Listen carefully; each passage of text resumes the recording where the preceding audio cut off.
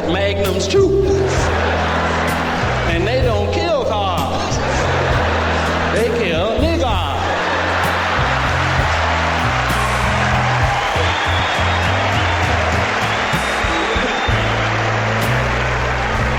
Police got a chokehold they use out here though, man. They choke niggas to death. That mean you be dead when they through. Right? Did you know that?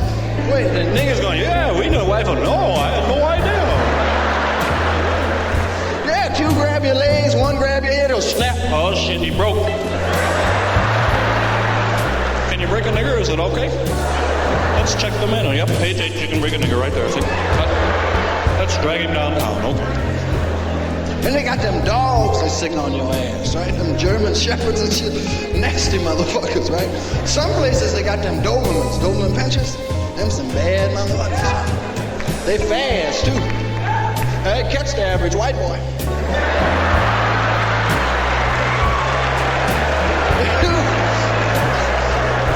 By the time they catch a nigga, though, they too tired to do anything. Maybe get petted or some shit like that. You tired of running, boy? Sit your ass right there, man.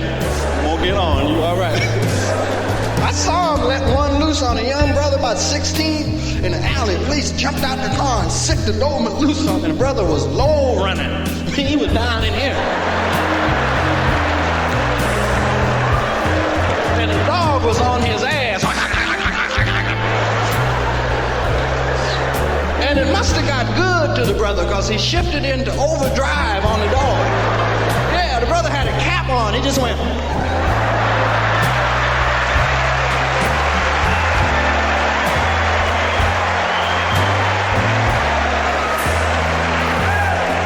And it looked like to me like the dog said, shit.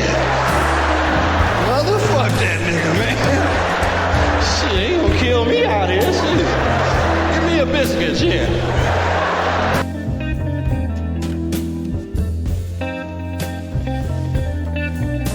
When attacked by a police K-9 unit is suing the St. Paul, Minnesota Police Department. Desiree Collins was taking out her trash when the dog clamped down on her arm back in September. She's 52, of course. She suffered bites to her arm and leg. Her attorney says the officers made several mistakes. The dog was on a 20-foot leash, which allowed it to venture to areas not visible to the police officers. The attorney says the department needs to train their officers so this doesn't happen to another innocent person. Now, here's the problem here. The officer in question was only suspended 1 day and then got 1 month of additional training.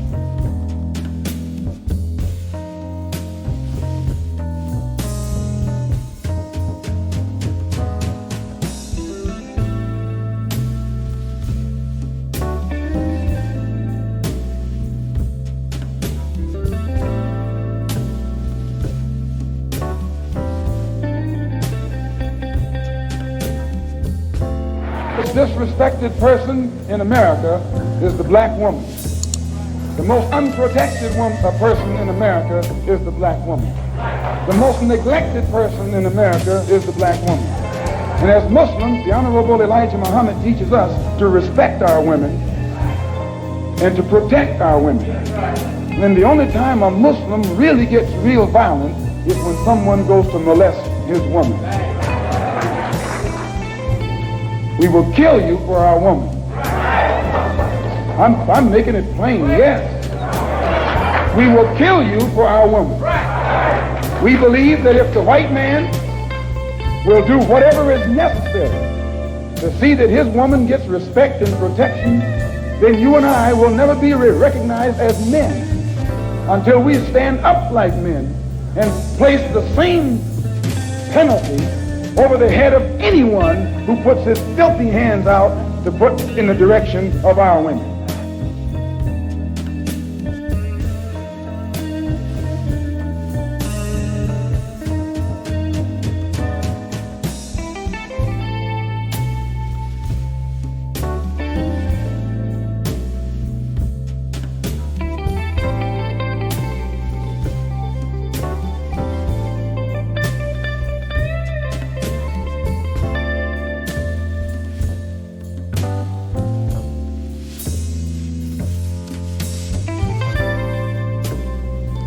You white.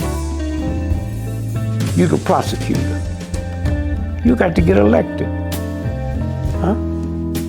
That county you live in, ain't no black folks in that county.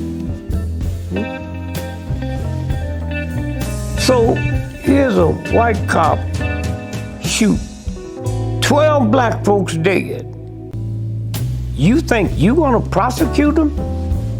With them ignorant white folks that got to vote for you every 4 years and you buying a house, gonna send your children to college, you got to pay insurance. You can't change that till you understand that and change that. How many black folks go to jobs that's dangerous, but they can't stop? They can't stop, they gotta keep going. Now, how do you make a cop change? Simple.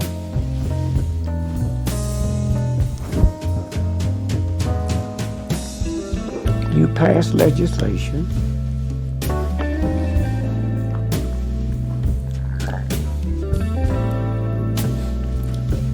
and say every cop have to be insured.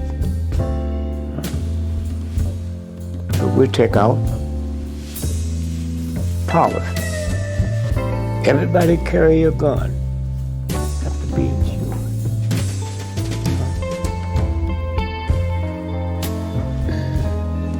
The first time you violate that, you lose your license. If you're a cab driver, you can't drive your cab, you ain't got no license.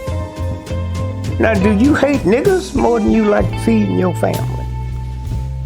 And your behavior changes. Make you like me. Make you have to be careful about the people you do like.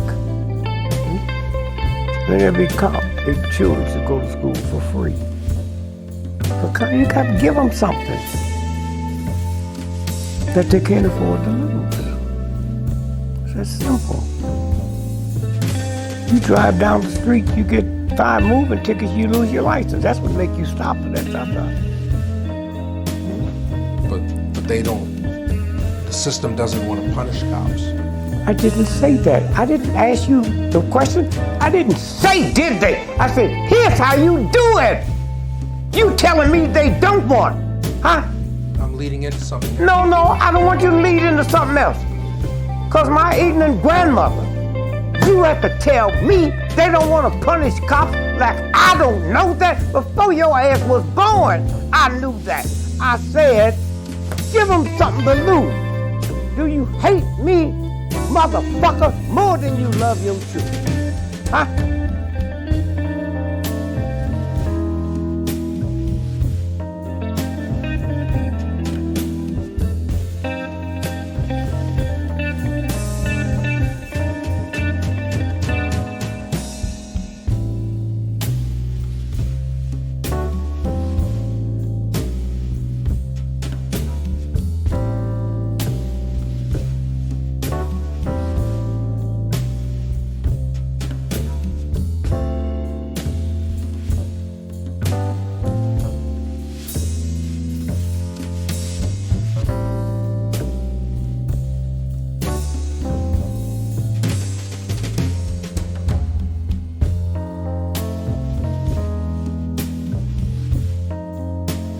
A TikToker by the name of I Am 10 Toes spoke out about breaking generational racism among his folks.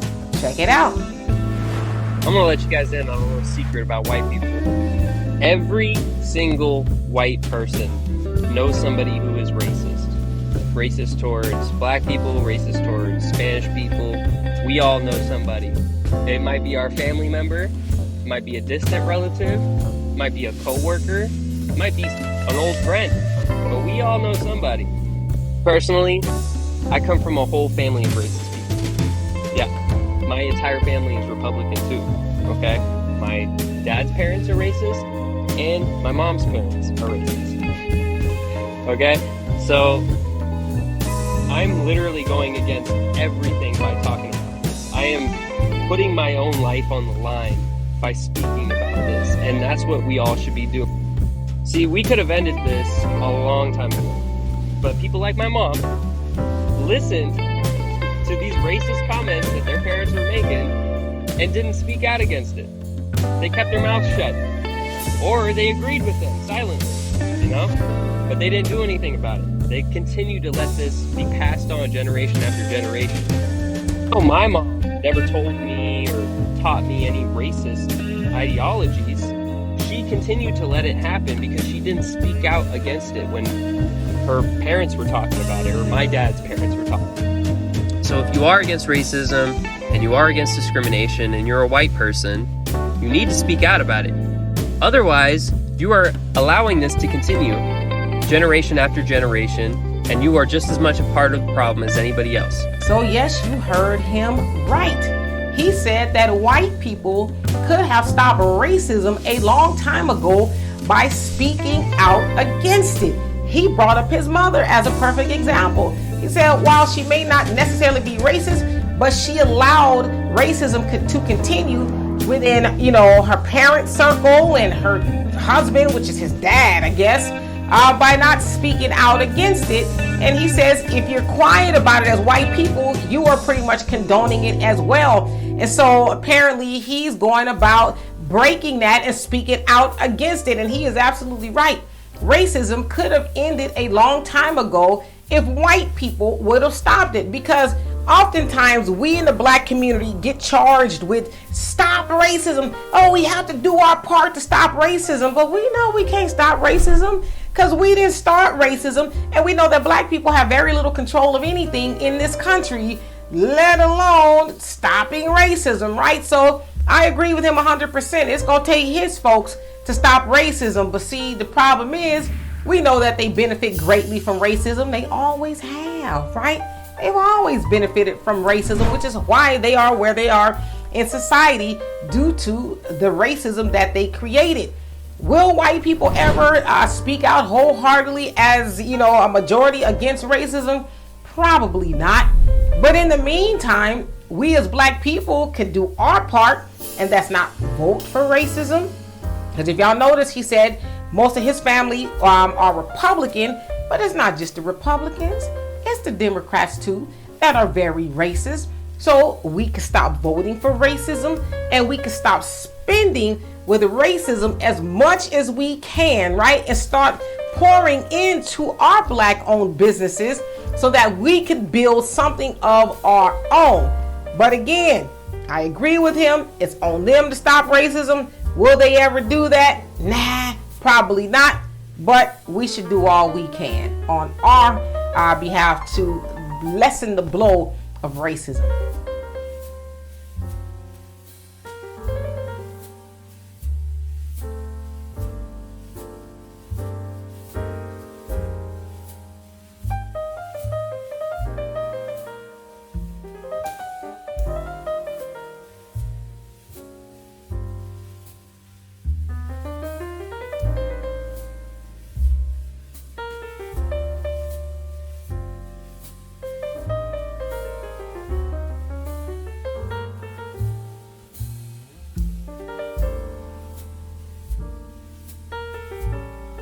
I know all the speakers have 5 minutes to speak, but I wish it was 8 minutes and 46 seconds, not as a symbolic gesture, but as an actual exact time reference of how long George Floyd literally begged. He literally narrated a documentary of his death, begging for his life, saying, "I can't breathe," and calling for his mama. It's become painfully obvious that what we have right now are two systems of justice, one for white Americans and another for black Americans. Changing the behavior of police and their relationships with people of color starts at the top. We need a national standard for policing behavior built on transparency and accountability. Given the incidents that have led to this moment in time, it should be mandatory for police officers to wear body cams and should be considered obstruction of justice to turn them off. Reform how qualified immunity applies to police officers. If officers know they have immunity, they act with impunity.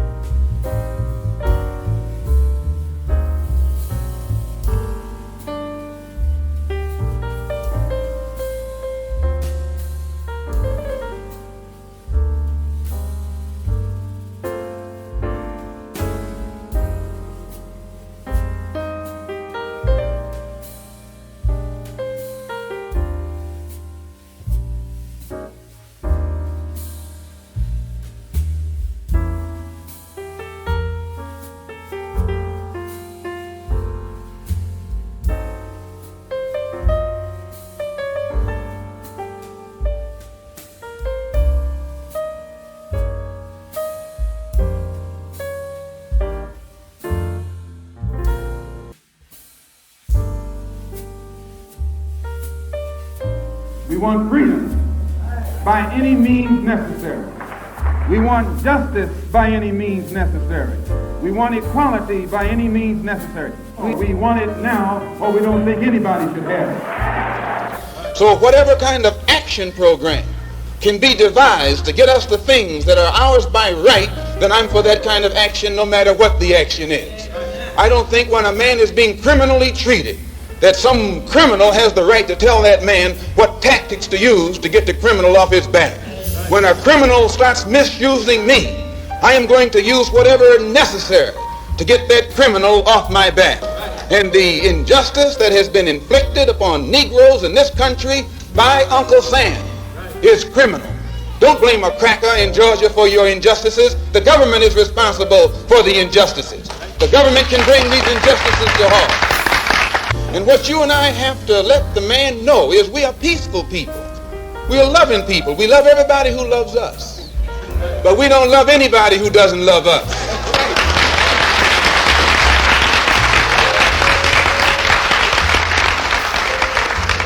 We're nonviolent with people who are nonviolent with us. But we are not nonviolent with anyone who is violent with us.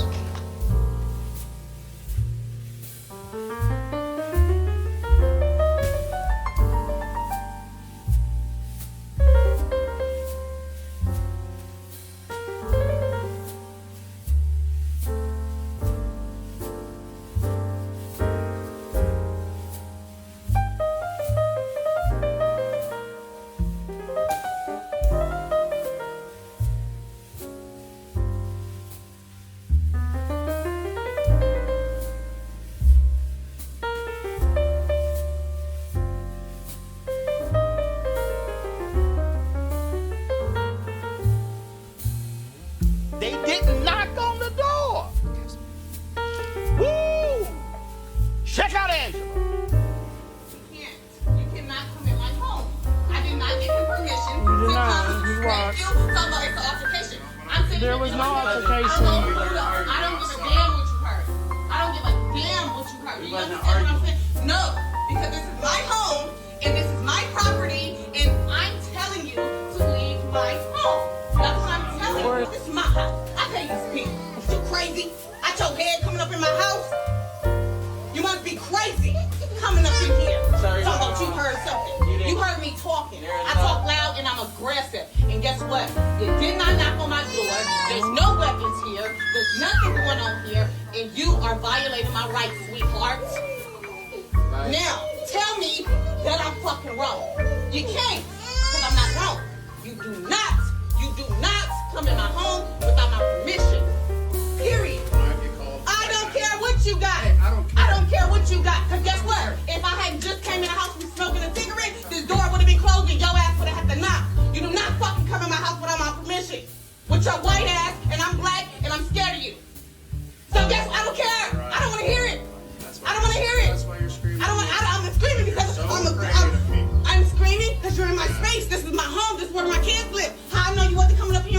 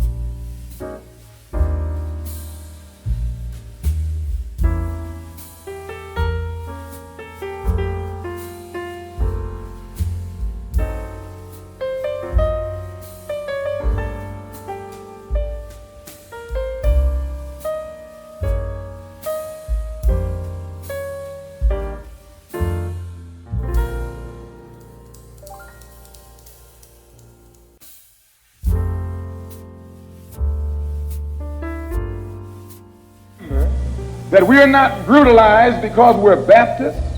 We're not brutalized because we're Methodists. We're not brutalized because we're Muslims. We're not brutalized because we're Catholics.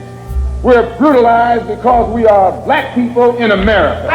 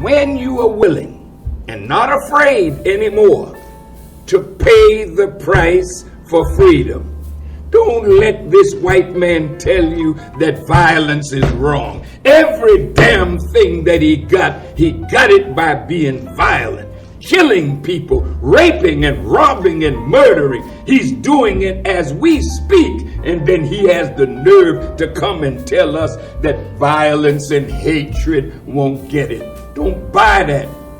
He's worthy to be hated. Worthy because of the evil that he does. God hates. I don't know why man think you're better than God when God in the Bible said he loved Jacob, but he hated Esau.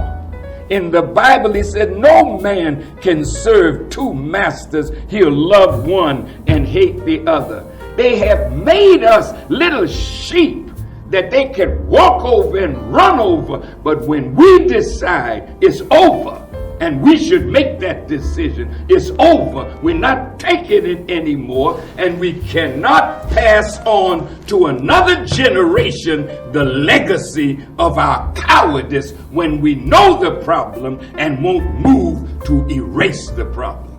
That's our fault. We gotta change.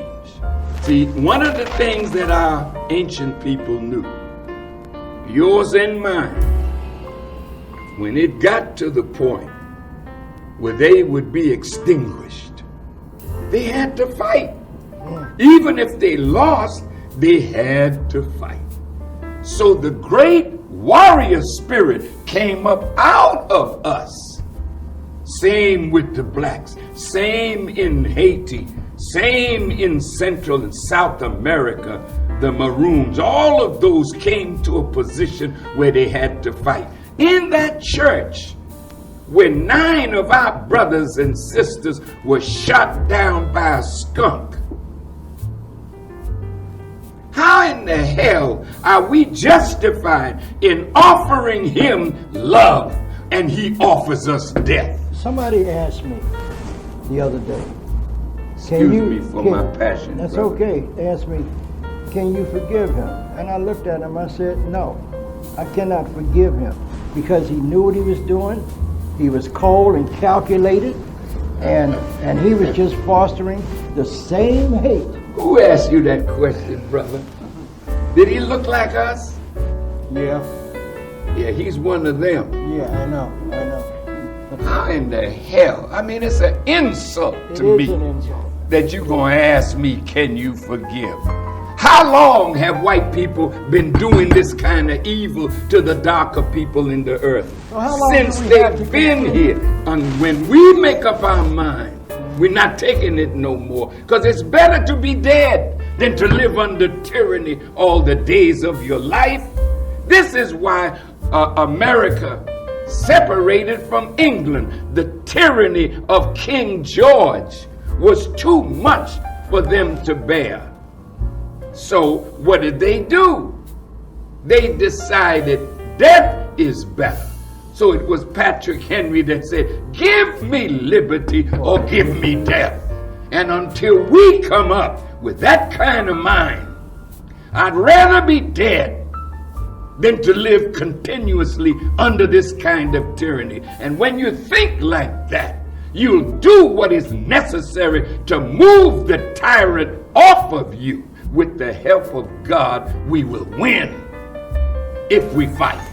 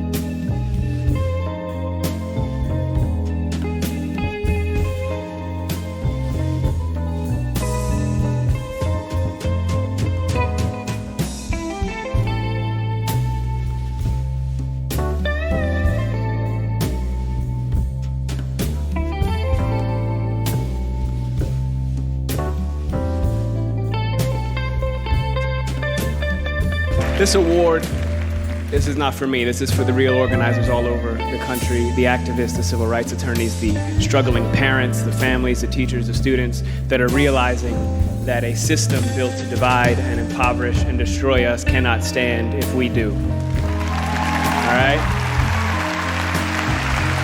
It's kind of basic mathematics. The more we learn about who we are and how we got here, the more we will mobilize. Now, this is also in particular for the black women, in particular, who have spent their lifetimes dedicated to nurturing everyone before themselves. We can and will do better for you. Now,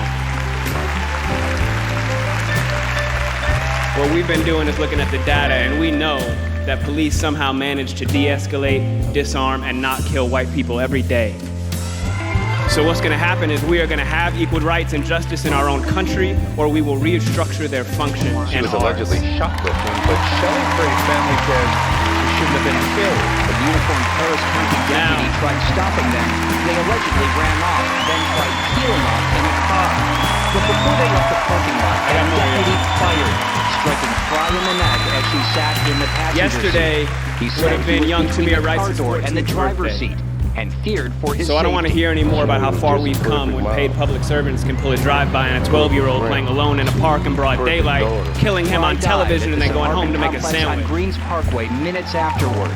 Tell Rakia Boyd how it's so much better to live in 2012 than it is to live in 1612 or 1712. Tell that to Eric Garner. Tell that to Sandra Bland. Tell that to Dorian Hunt. Because of a 2-year-old daughter. Now the thing is, though, this is what you took from me. all of us in here getting money, that alone isn't going to stop this. Parents drove straight through the night from New Orleans after someone from the complex dedicating told our them what lives, happened. And they're angry, dedicating saying our they lives have to yet to get hear money from just to give it right back, or to for see someone's their brand on our body. When we spent centuries praying with brands on our bodies, they say they need to know, and now we pray to get paid for brands on our bodies. There has been no war I just need to know that we have not fought and died on the front lines of. There has been no job we haven't done. There's no tax they haven't levied against us, and we've paid all of them. 2 young children. But freedom is somehow always conditional here. You're free, they keep telling us. But she would have been alive if she hadn't acted so and free. here are my thoughts about the killing of Sherry Pryor. Now, first of all, I want to speak to all of the freedom is young always and the old coming people that look like in myself. the hereafter. I am a black man. I'm not an African American. I'm not all that. I'm a black man. You know what though? The hereafter is a hustle. Now, we want it now. A lot of things that people did. And let's get a couple things straight. Just a little side note. The burden of the brutalized is not to comfort the bystanders.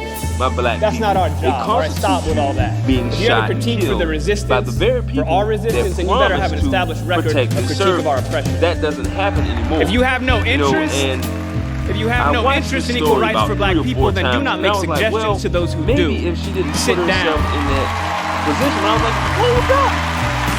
That's like saying if I was crossing the street and we've been floating this country on credit for centuries, and we're done watching and waiting while this invention called whiteness uses and abuses us, burying black people out of sight and out of mind while extracting our culture, our dollars, our entertainment like oil, black gold, ghettoizing and demeaning our creations, then stealing them, gentrifying our genius, and then trying us on like costumes before discarding our bodies like rinds of strange fruit.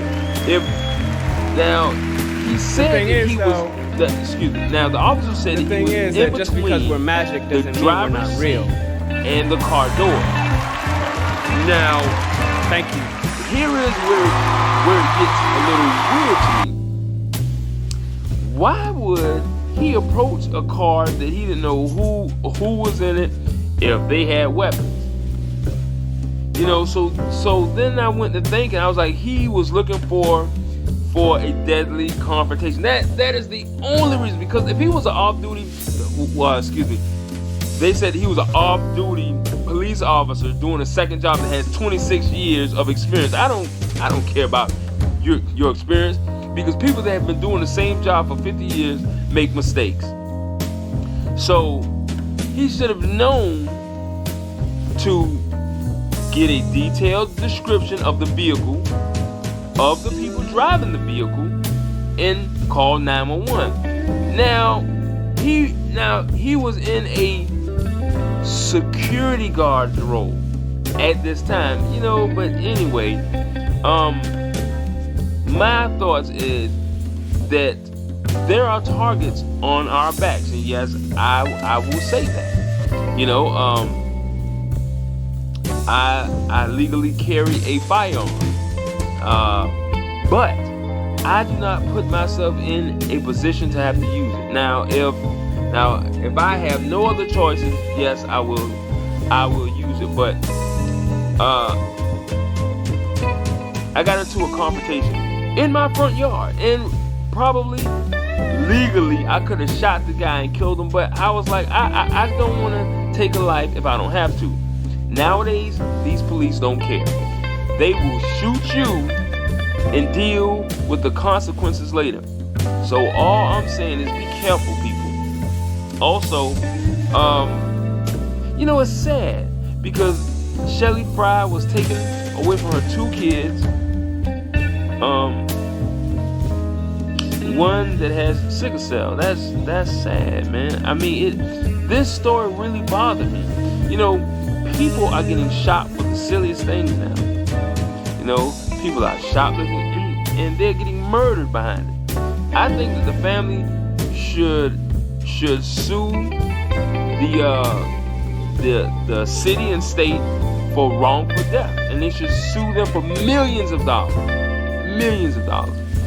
But anyway, you know, Shelly Fryer, rest in peace to the Fryer family. My condolences go out to you all. I'm very sorry for your loss. All right, man. Y'all take it easy, man. It's that bit horse. Peace.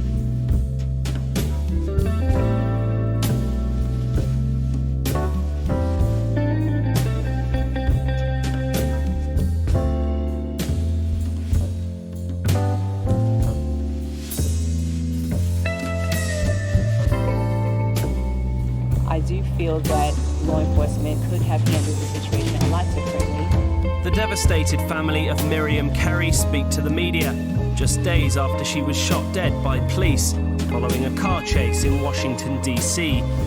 Her sisters told reporters that Miriam was suffering from postpartum depression while questioning why she had to die. Miriam was not firing any shots. There were no weapons. So we're still very confused as a family as to why she's not alive. Why was my sister shot and killed with her 1-year-old daughter in the car and she was unarmed? Why? My mother deserves to know why. 34-year-old Carey had her 1-year-old baby in the car with her on Thursday when she tried to drive her car through a barrier near the White House before speeding away towards Capitol Hill, leading police on a high-speed chase that ended when her car got stuck on a median. Officers then shot her.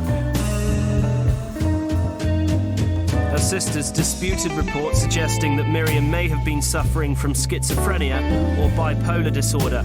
Carey took medication and had counselling, but according to her sisters, she was not walking around with delusions, and they questioned the need to shoot her. If someone is having a crisis, if someone do have a momentary, moment of instability, any citizen, how do the people that are put in place to protect, how do they help you? How do they figure out what is happening and, operate in a way that they can contain the situation and give you the help that you deserve? The incident came at a time of high political tension in the US Capitol, with Congress debating how to resolve the shutdown of the federal government when shots rang out. 2 officers were hurt in Thursday's incident. One was a Secret Service officer who was struck by the suspect's car outside the White House. Kerry's daughter was unharmed.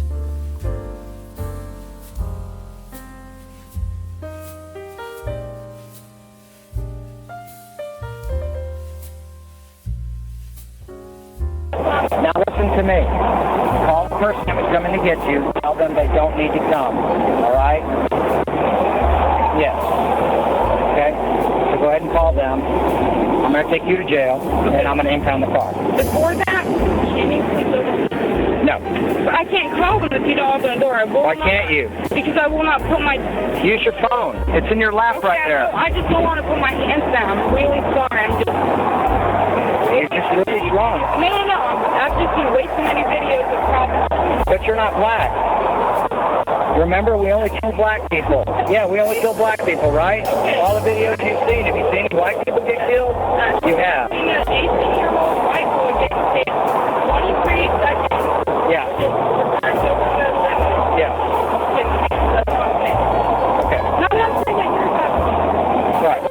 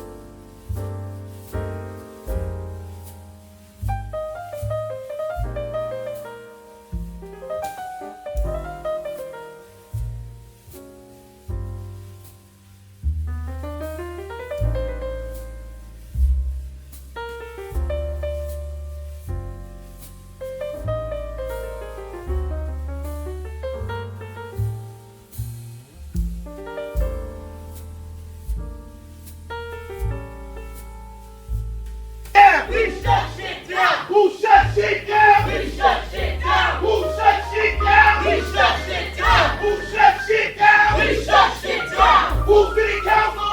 We city council. Who city council? We city council. Who city council? I city council. Who city council? We city council. Who city council? We city council. Who city council? I city council. Who city council? I city council. No justice. No peace. No justice. No peace. No justice. No peace. No peace. No justice. No peace. No justice. No peace. No justice. No peace. No justice.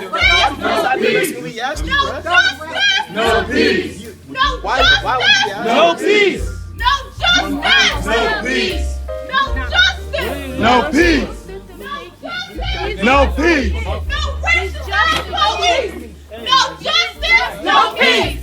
No racist ass police. No justice. No peace. No racist ass police.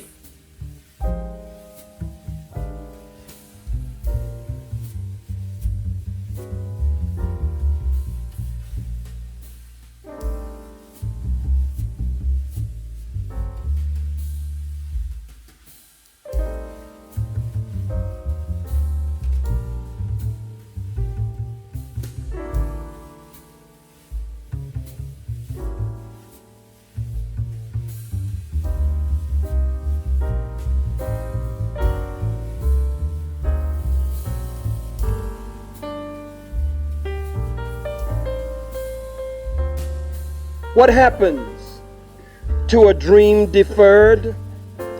Does it dry up like a raisin in the sun? Today's Sandy Speaks is or going fester to like focus a sore directly on and my then white run? people. What I need you to understand Does it is stink that like being rotten a black meat person in America is or very, crushed very and hard. sugar over like a syrupy sweet? Maybe it just sags Sandy called me like a heavy she load, had been or arrested. does it How do you go from explode? failure to signal a lane change to dead in jail by alleged suicide? I've believe she let them know, I'll see you guys in court, and I believe they silenced her. Do I think this jail have anything to do with her death? No. But moral responsibility-wise, absolutely.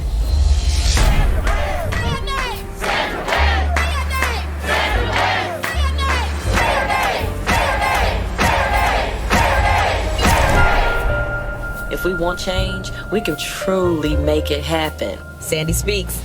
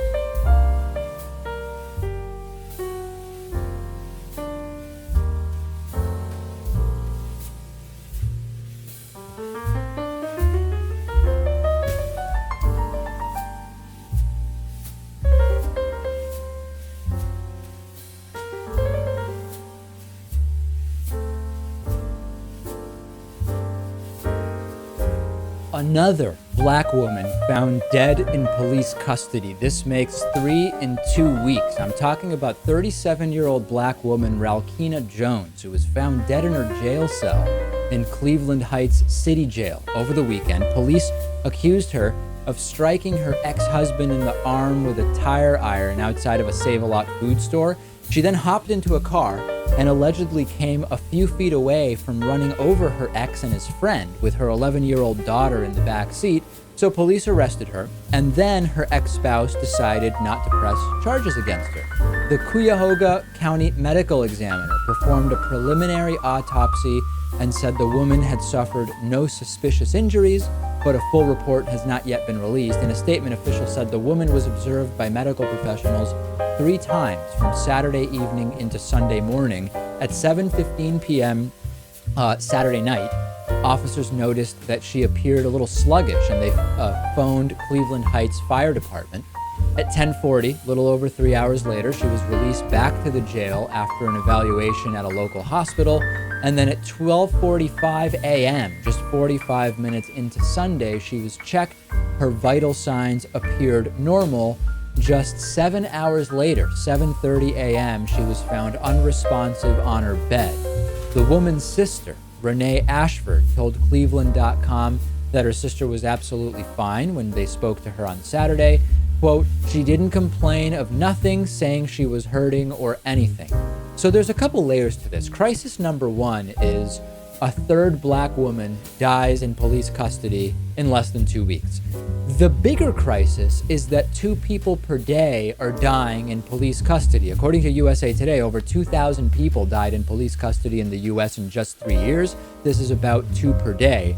Now, when we look at the data, when we look at just the chance that any person will die, and then you look at the number of people that have died in police custody as a percentage of all of those in police custody, the numbers aren't particularly alarming, but you have to consider that we need to explore why it's not happening slightly less in police custody. In other words, not all of these deaths are natural deaths, deaths of natural causes. So as such, we have to figure out, why is it that in police custody, there's essentially no difference in how likely people are to die, even when you include these sort of non-natural ways that people sometimes die?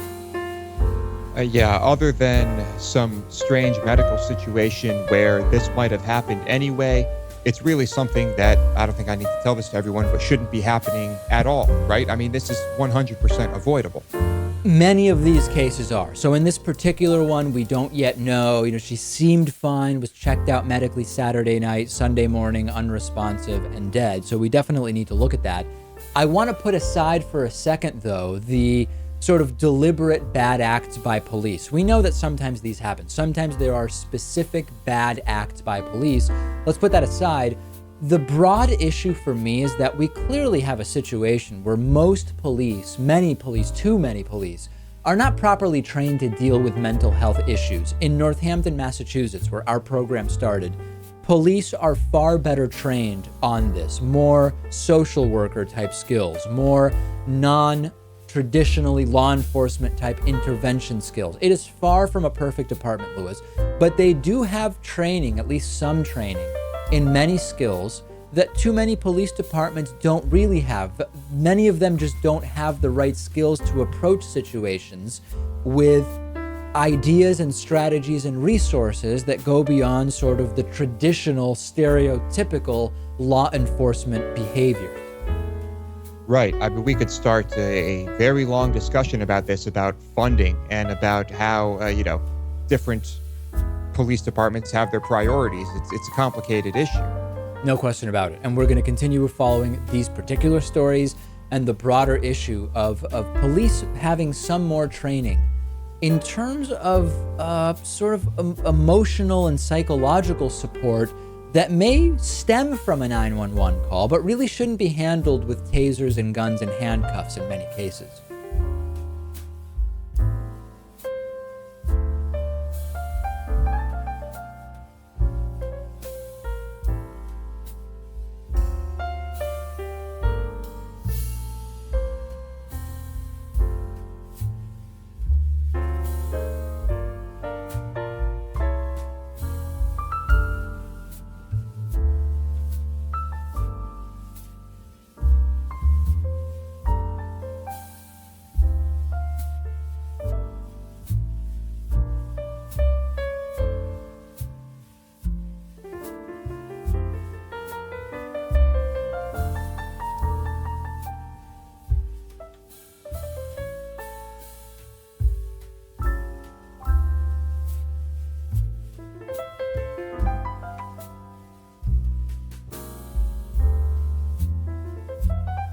Prior to today, I've made a decision. I had decided to keep my grief private and home.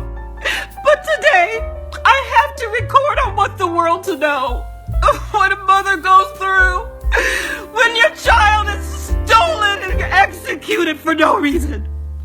India Kager, my daughter, was 27 years old. 27, my baby.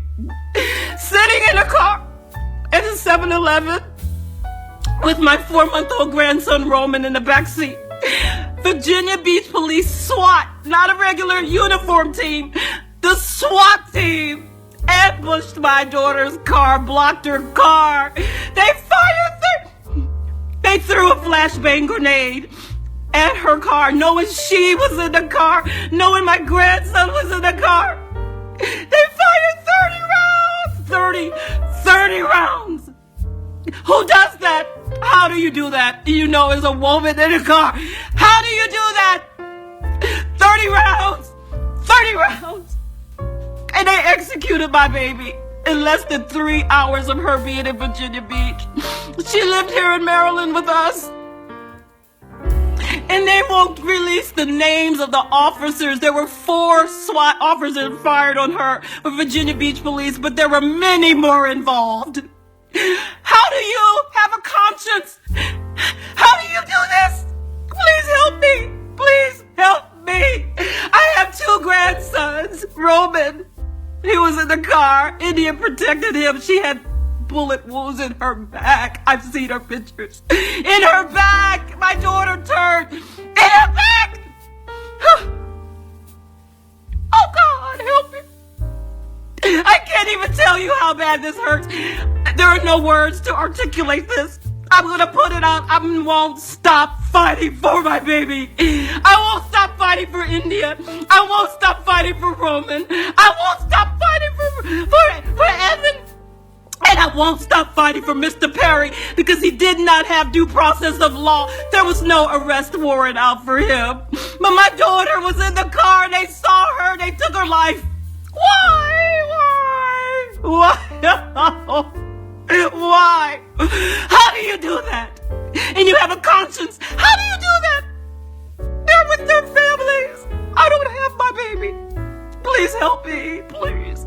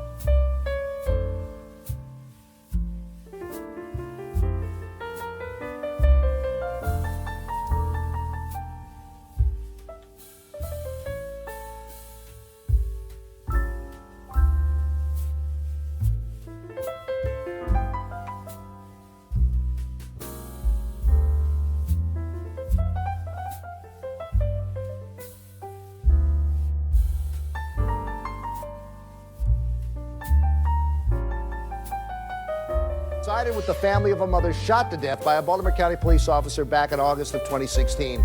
That jury awarded Corinne Gaines' family more than $37 million in a civil lawsuit against the county and the officer who pulled the trigger. ABC 2 News' Nadia Singh spoke to her family just minutes after the verdict came down today. My heart is broken, and I will never get my baby back. Corinne Gaines' mother, Rhonda Dormius, hugs family outside of the Baltimore County Courthouse. She's gone. Her children are motherless. Her fiance, it doesn't have his woman in his life anymore. You know, it's just my whole family has been ripped apart. She spoke with ABC2 just moments after winning a wrongful death civil trial against the county and the officer who shot and killed her daughter in August 2016, Royce Ruby. For him to go and shoot her in her back through a wall and he couldn't even see her, the evidence proved that he could not see her. Jurors ruled the county and Ruby didn't act reasonably when Gaines was shot. It happened during a 6-hour standoff that left Gaines dead and her young son Cody wounded. And these things that I've been dealing with my daughter being gone has just ripped me apart. I'm not mad with Officer Ruby. I don't even have any space in my heart to be mad because my heart is too broken. In September 2016, Baltimore County State's Attorney Scott Schellenberger said no criminal charges would be filed against Ruby. What was more important than anything else is for them to find that Royce Ruby's shot was objectively unreasonable. They found that. The jury awarded the family more than $37 million for medical and funeral expenses, plus pain and suffering. But the suffering never goes away. He still got away with murder. That's my main thing. Like I said, the money is fine and dandy. It's for the kids. It'll secure the kids. I'm pretty sure my sister is loving that right now. Our kids' future is secure. That's all she wanted.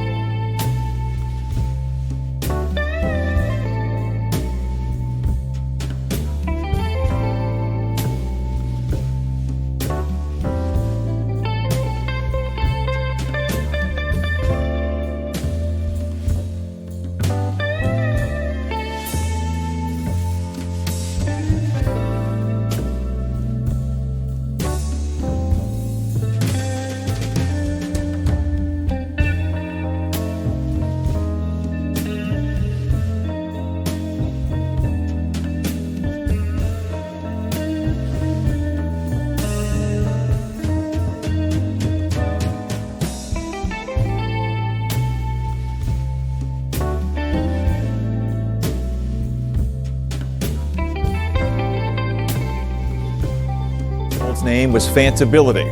Her death was already the source of tremendous sadness in Sharon Hill. Now, though, that grief has been compounded with word that it was likely an officer's bullet that killed her.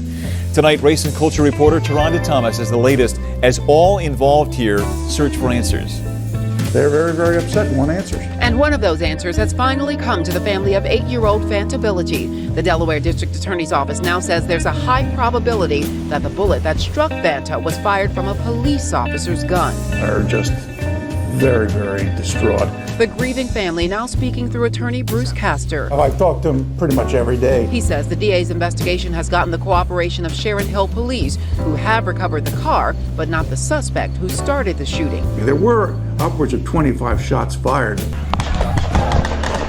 We don't know if all of them were fired by police, but it certainly appears to be that the vast majority of them, almost all. Police fired those shots last Friday night at the Academy Park High School football game. Investigators say a suspect started shooting from a car as people were leaving the game. One of those shots was fired towards Sharon Hill police officers, who then returned fire. Fanta was killed. Her 13-year-old sister and another boy were injured. You gotta believe that it wasn't intentional, and it's just awful. I feel scared.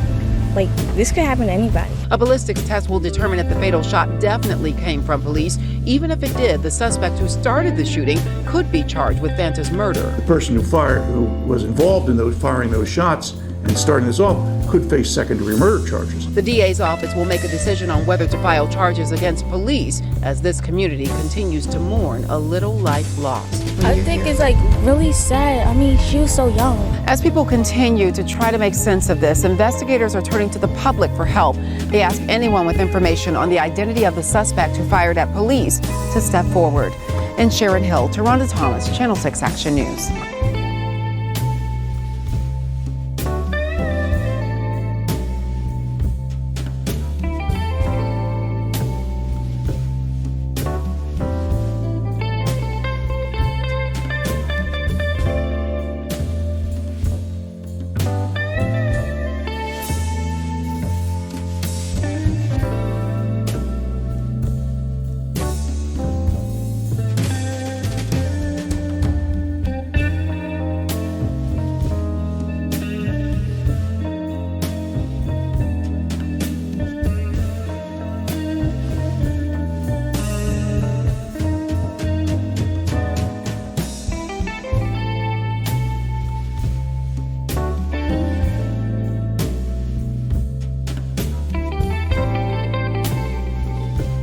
From the shooting that happened last Thursday. Before we show you the body camera video, we want to warn you it is disturbing. Now's the time to mute the TV or leave the room if need be. Now, this incident happened at the Kroger on Sunbury Road in Blendon Township. That location is closed today, but is expected to reopen tomorrow morning. And clearly this camera footage from each of the two officers who were involved in the incident last Thursday. Each video from each officer is a minute long as the confrontation with Takaya Young plays out in just a matter of seconds.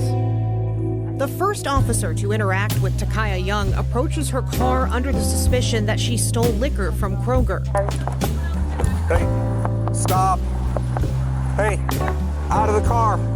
Out of the car. By the time the second officer gets to the car and walks in front of it, the first officer had asked Young to get out 5 times. He keeps asking. Young argues. You can hear the exchange on that officer's body-worn camera. Out of the car. Out of the car. They said you stole stuff, do not leave. Get out of the car. Then get out. No, then get out. Get out of the car. Young begins to drive. In this freeze frame, you can see the car make contact with the officer standing at the front of the car as his feet leave the ground. That is when that officer fires one shot through the windshield. We've paused the video to not show that deadly shot. When we pick up the video a moment later, you can hear the commands continue. The car rolls through the parking lot, stopping under the awning by the store. The video ends with officers busting the driver's side window to get Young out of the car.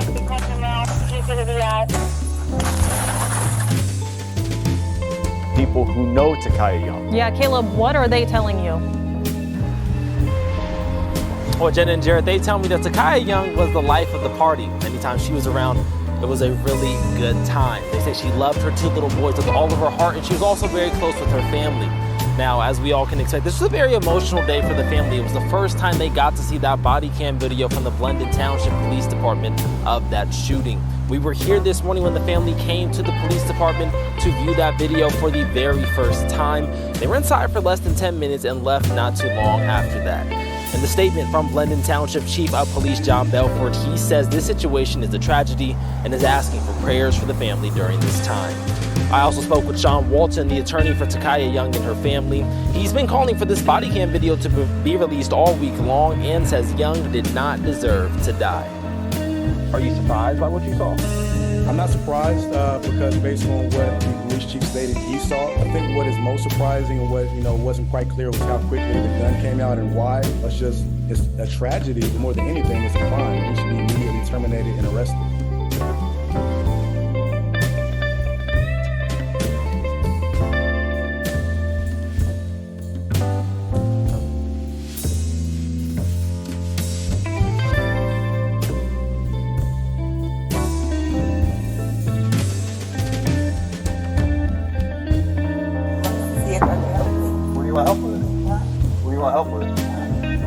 I heard somebody outside. Yeah, we checked your house, we checked your backyard. I walked all the way through all these backyards. We checked your front yard. You know what I want? I want justice for my baby. Yeah.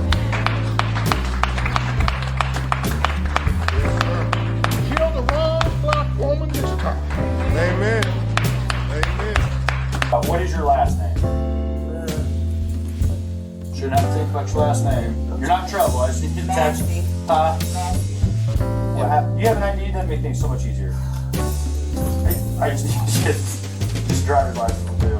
But I want to tell y'all, the sheriff is here is an embarrassment. Because this man should have never had a badge. He should have never had a gun. He should have never been given the opportunity to kill my child. I don't know where my ID is. You have that stack right there, maybe? Check my perk. We don't need a fire one over here.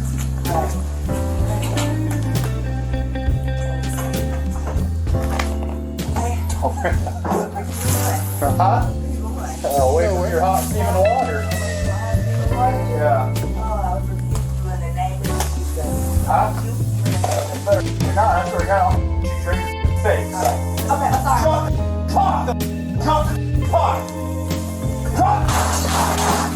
This man had 2 convictions for DUI. He had a conviction for driving under the influence.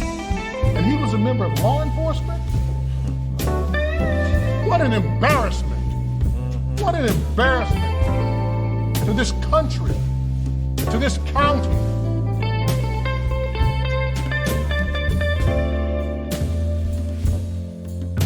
Black Lives Matter includes all gender pronouns. The ever-evolving, unjust subjugation of our women has powered the Say Her Name movement, a call for increased attention, activism, and accountability for the lives of black women and girls. Since 2014, the number of black female bodies taken by racialized police violence has risen substantially. We don't want excuses, we don't want apologies. We want cops held accountable for their actions. Let's examine some recent cases.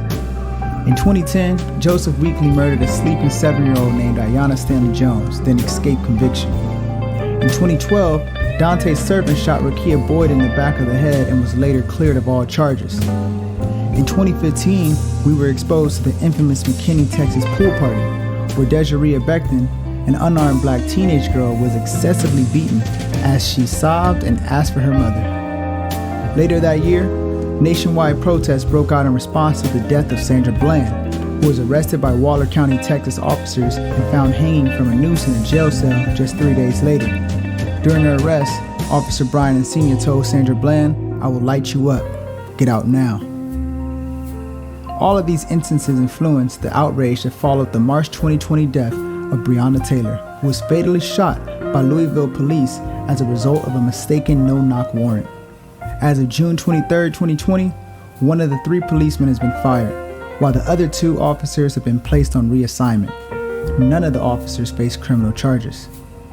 Demand these policies to address Black women's experience with policing. 1. Call to pass the End Racial Profiling Act of 2015, which for the first time includes a ban on racial profiling based on gender, gender identity, and sexual orientation. It encourages local police departments to adopt and enforce gender and sexuality inclusive racial profiling bans. 2. Call for the enactment and enforcement of zero tolerance policies towards sexual harassment and assault of members of the public by police officers. 3. Call for a comprehensive ban on confiscation, use, mere possession, or presence of condoms as evidence of any prostitution-related offense. 4. Call for use of force policies to prohibit the use of tasers or excessive force on pregnant women or children. Are our women really angry, or are the officers angry? The latter is the truth. We declare our right on this earth to be a man, to be a human being, to be respected as a human being, to be given the rights of a human being in this society, on this earth, in this day, which we intend to bring into existence by any means necessary.